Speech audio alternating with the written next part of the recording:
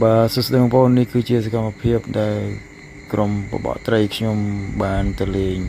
នៅ ខាង ទន្លេសាប បាទ ទឹក ដី រនាត បន្ទាប់ ពី គប់ បាន មួយ ខ្សែ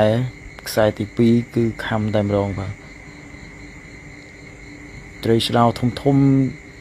ជារួម ទៅ កន្លែង នេះ ខំ គឺ ខំ កាច មែនទែន ខំ សាហាវ មែនទែន គឺ ខ្មួល ទឹក តែ ម្ដង ត្រី នឹង អត់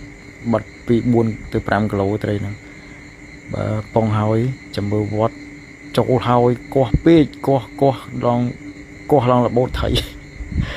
បើ ទៅ តា លឿង ថា កោះ ទៀត អូន កោះ ទៀត ដល់ ពេល អូស បាន ប្រហែល ជា 4-5 ម៉ែត្រ ក៏ វា អុក ចុះ ក្រោម ណា មួយ ដង ដុំ យើង រៀង អន់ ដែរ ចឹង ណា ដុំ យើង អន់ ចឹង ទៅ ក៏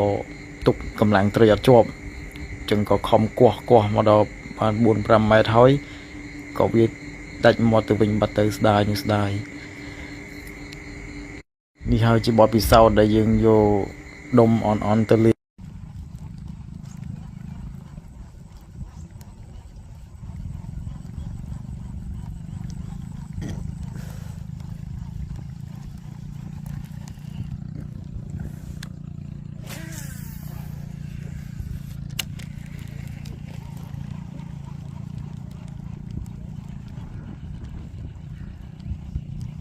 Trời một tí rồi.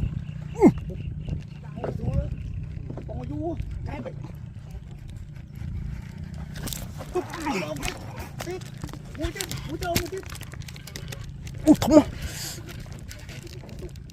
Mày trôi mà mày tiết đấy, sụt bạt đấy.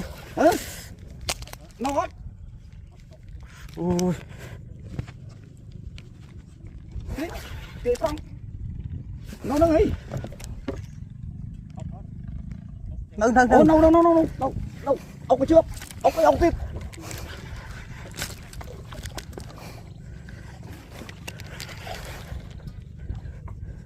mệt mỏi nha.